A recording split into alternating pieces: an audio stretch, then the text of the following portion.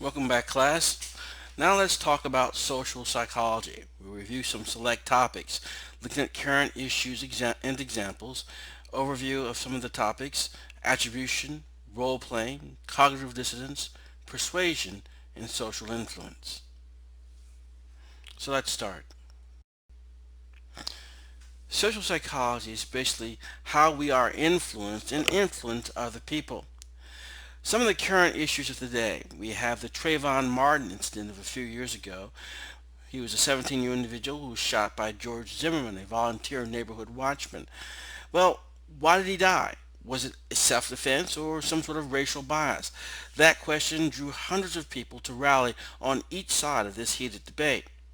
Also, when someone does something, maybe it's foolish. Why do other people do the same thing? Like this example in the upper right corner of Lemmings, I believe. Just because someone jumped off a cliff, would you? Well, we understand that there are going to be certain situations which may indicate that you may. And also, bottom right, being yourself. Obviously, in an individualistic culture like ours, being an individual is a key thing. But look at the people in this photograph, many of whom are dressed almost exactly alike. So, what is an overview of social psychology? Well, we're looking at a variety of things. How we think in relation to other people. How other people influence not only our thinking, but our actions. For example, issues of conformity, obedience, and group behavior. How we treat each other and relate to each other, such things as prejudice, attraction, aggression, altruism, conflict, and peacemaking are all areas of interest to social psychologists. Well, let's look at a couple of other things. Confrontations or helping behavior. This is a couple of things here. Social psychology deals with all kinds of interactions between people, spanning a wide range of how we connect, from moments of confrontation when we're about ready to fight, or moments of working together, as in helping others. So we see as you read this chapter and review the materials and videos that social psychology is interested in why we do the things that we do. Why is it that under certain circumstances we are more likely to help somebody or not likely? We also have the other thing, the smarter than me or not. In the Quizmaster study, people tended to disregard the influence of the situation and wrongly conclude that a questioner's knowledge was greater than their own. So this is a game here. I think the game we see here is that of Jeopardy, I believe.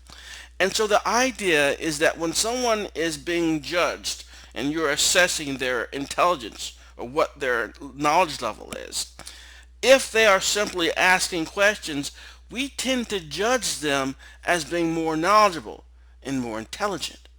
The reason behind that is because they have the answers. But the whole point is, of course, the quiz master has the answers. They always have the answers. So even when they provide the answers, even when we know it's a game and they should have the answers, we always see them as smarter. So we also understand that one's culture will influence one's social psychology. People from a collectivist culture, such as some Asian cultures, are more likely to emphasize relationships with others than to focus on primarily on the individual. Activities such as preparing a meal together, hanging out together, as we see in B, and C, playing a game, engage people in a group. So what we see is that the culture does have a significant role to play on individuals' behavior, as we saw in the previous segment on this particular unit when we looked at personality. So, social thinking, attributions, identifying causes. An attribution is a conclusion about the cause of an observed behavior or event. Attribution theory is we explain others' behavior with two types of attributions. As we know, when we see our friends behave in certain ways or people that we're interested in do certain things, we always ask ourselves, why did they do that? That's what attribution is, a conclusion about the cause of observed behavior or event. Attribution theory is when we try to explain others' behaviors. It can be done in one or two types of attributions. Situational attribution, where we look at factors outside the person doing the action, such as peer pressure, or dispositional attribution, the person's stable, enduring traits. Again, very much back to the idea of personality that we talked about previously.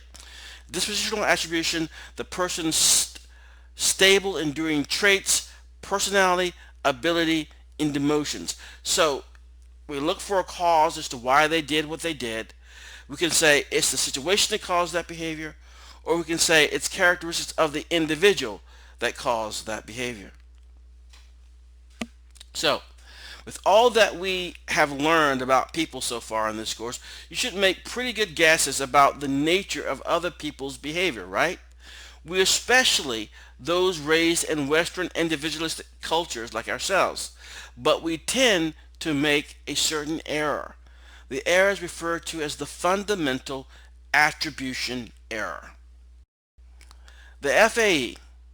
See if you can find the error in the following comment. I noticed the new guy tripping and stumbling as he walked in. How clumsy can he be? Does he never watch where he's going? Well, that is definitely a certain type of attribution. They're not saying it's the situation here. They're saying it's the individual. So that is a dispositional attribution as to why they behaved the way they did. They're clumsy. That's why. Well, the next day, hey, they need to fix this rug. I tripped on it on the way in. Not everyone tripped. Well, not everyone had a test that day and their cell phone was buzzing. So that's why that guy tripped. So the fundamental attribution error.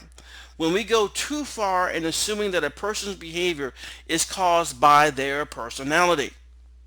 And we, in cultures like ours, tend to suffer from that fundamental attribution error. So, we think a behavior demonstrates a trait. We tend to overemphasize dispositional attributions and underemphasize situational attributions. That is the cross we have to bear. That is the fundamental attribution error that we have in Western cultures or individualistic cultures like ours. Now, self and others versus actors and observer. When we explain our own behavior, we partly reverse the fundamental attribution error. We tend to do the following. We tend to blame the situation for our failures, although we take personal credit for our successes. So when we stumble or we do something that does not put us in the best light, we blame the situation for our failures, not us. But when we are successful, we take the credit for it. So, for example, it could be something simply like this. You tell all your friends just before you go to take a really big test, and then you fail the test. You tell them that you were sick before you take the test, and so, hey, I failed the test because I was sick. I caught my wife's cold, for example. But if you say you're sick, and despite being sick, you do well on that test, you'll take credit for that as well. Despite the fact that I was sick, I still was a success. So this idea of blame the situation for failures and take personal credit for successes, this happens not just out of selfishness. It happens whenever we take the perspective of an actor in a situation, which is easiest to do for ourselves and people we know well. So for us, we give ourselves a break as the actor when our behavior falls short. And we also will do that for our close friends or family members too. We give them some slack. So this is what we refer to as the actor-observer bias. An actor, you protect yourself as the actor from failures and take credit for successes, but you also do the same to your close friends as well. So the actor-observer bias is evident when subjects explain their own reason for liking a girlfriend versus their impressions of other reasons for liking a girlfriend. So we see this actor-observer bias has some degree of impact. Other examples. We tend to believe our team wins because it's better, but loses for reasons it cannot control. For example, bad refereeing. Another thing too that we see, people who hold just world beliefs tend to blame the people in poverty for their circumstances, ignoring situational and cultural causes of poverty. So the idea here, if we believe in a just world, that means in essence the following. Good things happen to good people, bad things happen to bad people. So if someone is homeless and broke and hungry, they must have deserved it. That's the basic premise there. Next, let's talk about attitudes. Attitudes, feelings, ideas, and beliefs that affect how we approach and react to other people, objects, and events. Attitudes by definition affect our actions. We shall see later that our actions can also influence our attitudes. Role-playing, impact on our attitudes. No man for any considerable period can wear one face to himself and another to the multitude without finally getting bewildered as to which may be the true face. Nathaniel Hawthorne. Another one, a quote from Alcoholics Anonymous slogan, "Fake it till you make it." This is the power of roles. The image that we see down there, unfortunately, is that of an Iraqi prisoner of war that were abused by American captors in Abu Ghraib prison during the Second Iraqi War. When we play a role, even if we know it's just pretending, we eventually tend to adopt the attitudes that go with that role and become the role. This is similar to a very classic study done by Philip Zimbardo years ago, the Stanford Prison Studies, which is mentioned in your text. The Stanford Prison Study, just to give you a really quick rundown of it, they wanted to examine how roles affect people. And so they decided to run a prison in the bottom of the psychology department's building. And Philip Zimbardo was running the experiment. He reviewed many college students and then randomly selected them to either be a prison guard or prisoner. And he wanted to see how things would work. The study was supposed to last for 2 weeks. They had to shut it down after a week because things got too real too quickly.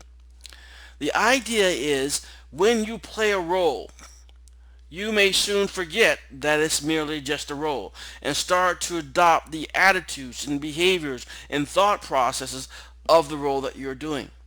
You may have heard of method acting before. It's a type of acting where certain actors will live the role they're preparing to play. For example, let's say we have an actor who's going to be playing in a few months a homeless person. And so in order to play that homeless person legitimately and authentically, they will live on the streets as a homeless person for a solid month.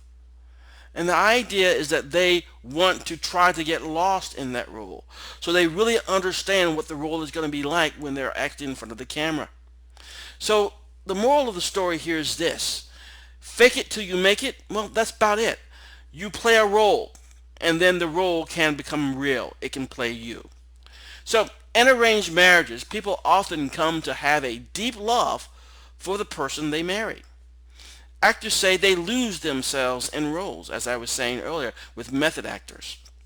Participants in the Stanford Prison Study ended up adopting the attitudes of whatever roles they were randomly assigned. To guards had demeaning views of prisoners, and prisoners had rebellious dislike for the guards.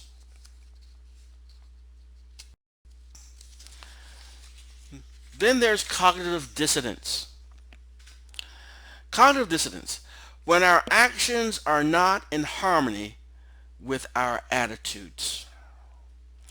The origin of cognitive dissonance theory was with the Festinger study in 1957. Students were paid either large or small amounts to express enjoyment of a boring activity. Then many of the students changed their attitudes about the activity. Which amounts shifted the attitudes? Well, here you go. Cognitive dissonance theory, the observation that we tend to resolve this dissonance by changing our attitudes to fit our actions. So our actions are our behaviors. We do those things. We may get reinforced for doing them. We may have reasons for doing those behaviors. If that is indeed the case, in order for us to feel like we are aligned with ourselves again, we have to change something. Sometimes we'll change our attitudes to fit those actions. So this is what happened in the study by Festinger. Getting paid more, if you got paid more, a large amount, to express enjoyment of the boring activity, you know why you expressed that you liked that boring activity. You simply say, I was paid to say that, and that's what we normally saw. But if you were in the group that got paid less, meaning it was very nominal, minuscule amount of funds, you asked yourself, why would I say it was fun? Just for $1? Weird. Maybe it wasn't so bad now that I think of it. That's what happens. So you have to find a reason why that behavior was done. If you cannot go to an external cause of that behavior being done because you were paid loads of money, but you weren't in this instance, you were just paid $1, then you readjust your attitude to make it not so bad. That's what cognitive dissonance can do. So here's another example. Fiona has this attitude. The tuition here is too high at college. Okay? Then she gets a job. She gets a job as a fundraiser for her college. So she has this attitude, this original attitude, tuition is too high at my college. Now she has a behavior where she is going out and trying to raise funds for her school. That causes cognitive dissonance, an awareness that our attitude and our behaviors are inconsistent. It's like a discomfort or a tension results from having that non-alignment, not being congruent in that regard. So you have to do something to relieve that dissonance, to get rid of it, to resolve it. What happens more easily is this. She changes her attitude. Maybe the school has a point about needing funds. Maybe my tuition is not too high. The idea is this. If she didn't do that and that dissonance continued, what would have to be her only other option to resolve the dissonance? That would be quit the job. Well, that comes with some consequences, doesn't it? So often, sometimes what we'll see, it'll simply be easier to change or adjust our attitude slightly to remove the cognitive dissonance that we feel.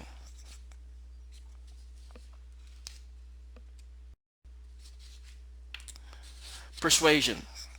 2 cognitive pathways to affect attitudes.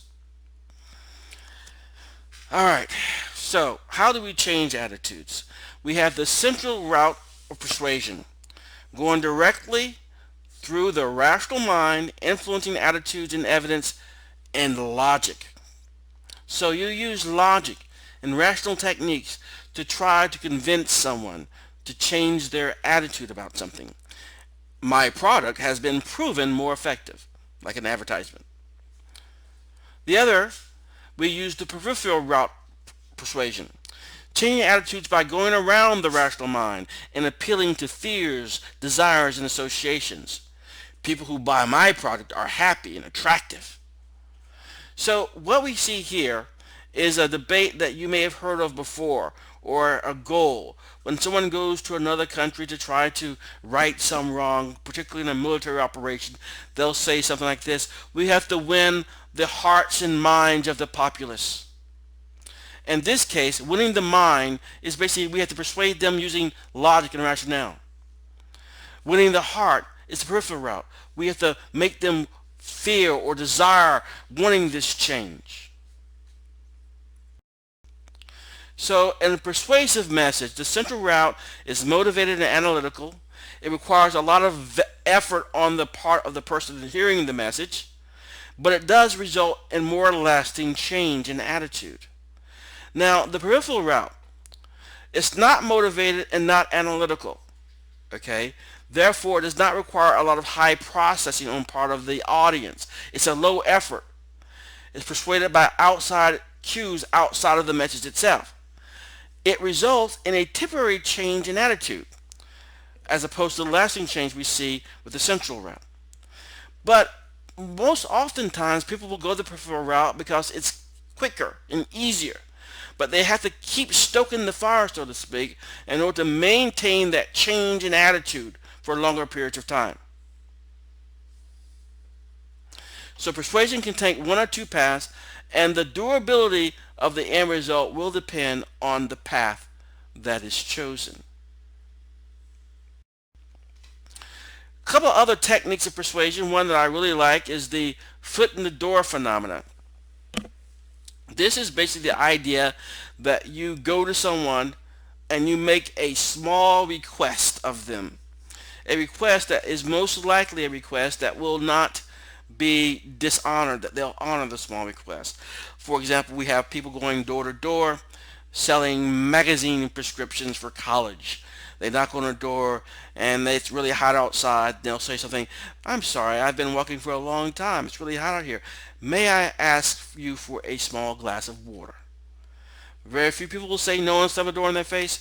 Most people will say sure, either bring the glass out or offer them to come in, and that's the case. But what has happened there is this: they have gotten the individual to agree to a request, a small request.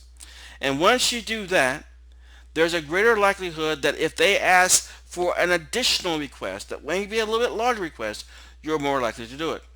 So wearing a campaign button can turn into a large request, such as putting campaign signs in your yard and so on. The notion here is this: we ask them to do something small and they agree to it. It opens the possibility for more types of things to happen.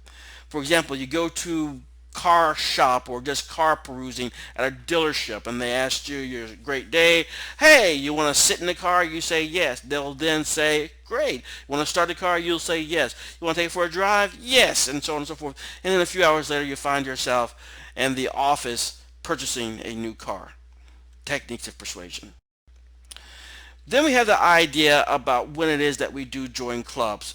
For example, a person who has chosen a difficult path must deal with cognitive dissonance in addition to many other discomforts. So someone who joins the military and they have to go to dreaded boot camp, okay, and go through all the rigmarole that involves.